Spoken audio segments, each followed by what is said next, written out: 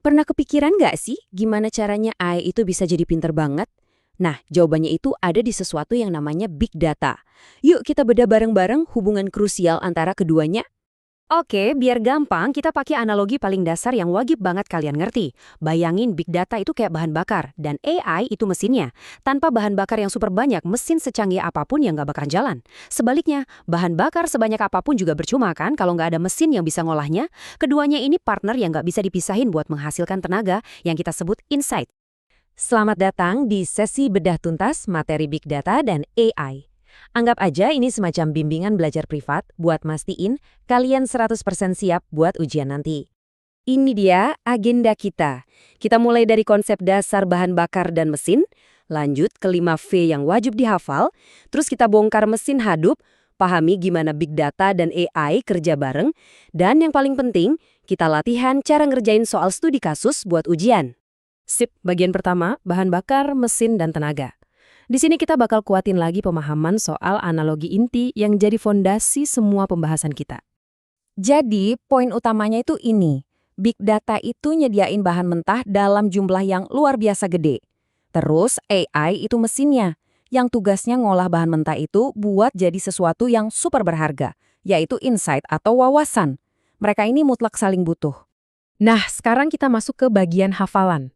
Anggap ini kayak checklist konsep yang wajib, kudu, harus kalian kuasai sebelum ujian.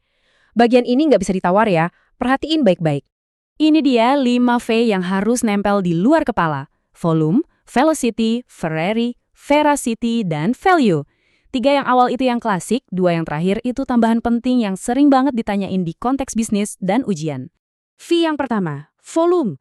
Ini soal jumlah data yang gede banget. Dan perhatiin banget bagian ini konsep fundamental yang sering keluar. Solusinya, ingat ya, bukan scaling up, alias beli satu server super mahal. Lupakan cara itu. Jawaban yang benar itu scaling out, nyambungin banyak komputer atau server biasa jadi satu kekuatan gede. Jadi, big data itu soal banyak komputer murah, bukan satu komputer super mahal. Catat itu. V kedua, velocity. Nah, ini soal kecepatan. Seberapa ngebut data itu datang dan seberapa cepat kita harus ngolahnya. Kita ngomongin soal analisis real time atau istilah kerennya stream processing. Data dianalisis begitu dia masuk. Coba bayangin, kita harus analisis jutaan transaksi kartu kredit per detik buat deteksi penipuan. Nah, itu dia velocity. V ketiga, variety, alias formatnya yang macam-macam. Data itu nggak cuma datang dalam bentuk tabel Excel yang rapi, yang kita sebut data terstruktur. Justru, kekuatan big data itu harus bisa ngolah semuanya, dari foto, video, cuitan orang di media sosial, sampai email yang kita sebut sebagai data tidak terstruktur. V keempat, nah ini tips ujian yang penting banget, sering jadi jebakan. Veracity. Ini artinya kepercayaan atau integritas data. Gampangnya gini, data yang masuk ini sampah atau beneran berharga. Biar gampang ingatnya, pakai jembatan keledai ini. Vera itu orang yang jujur. Jadi, veracity itu soal kejujuran atau kualitas data. Dan V yang terakhir, value. Nah, inilah tujuan akhirnya. Buat apa kita repot-repot ngumpulin data segitu banyak kalau nggak menghasilkan apa-apa?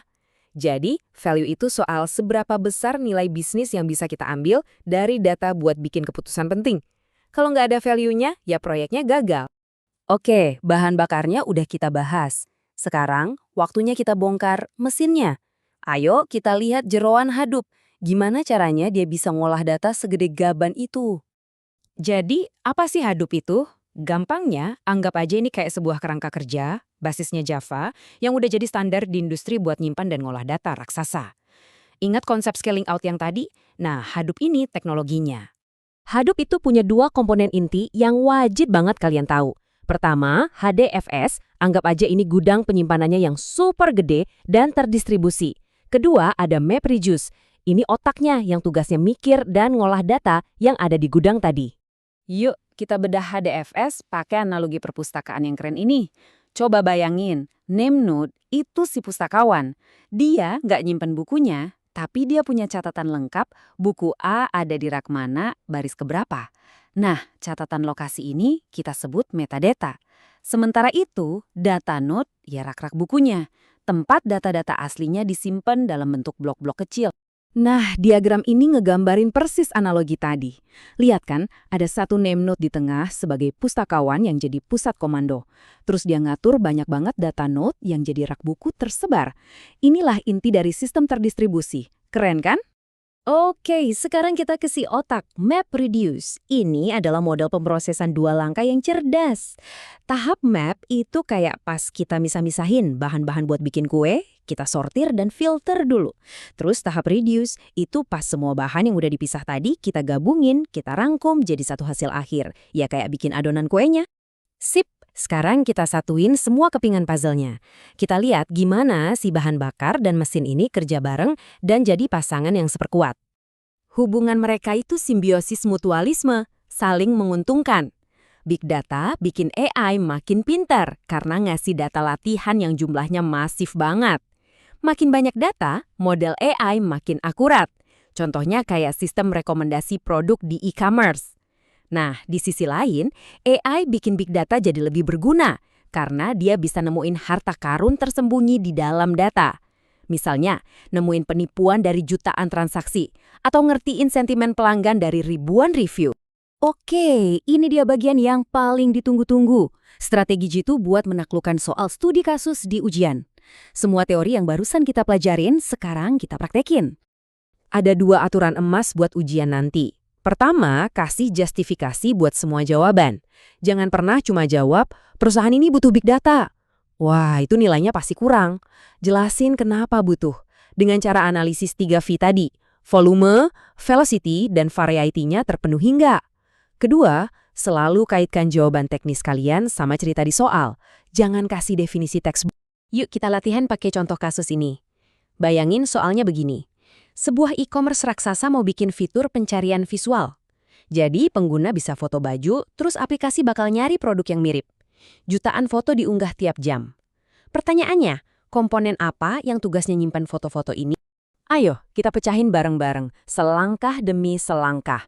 Pertama, volume, jutaan foto. Jelas ini butuh storage masif. Checklist. Kedua, velocity, diunggah setiap jam. Artinya aliran datanya cepat banget. Checklist. Ketiga, variety. Foto itu contoh klasik data tidak terstruktur. Checklist. Nah, karena 3V ini terpenuhi, maka kita butuh big data. Jadi, jawaban teknisnya apa? Komponen yang nyimpan file foto ini adalah HDFS. Dan lebih spesifik lagi, data-datanya disebar di dalam data nodes. Gimana? Kebayangkan cara mikirnya? Kuncinya sekarang bukan lagi cuma hafal, tapi apakah kalian bisa menerapkan pola pikir yang sama ini ke kasus-kasus lain? Karena itulah yang akan diuji nanti.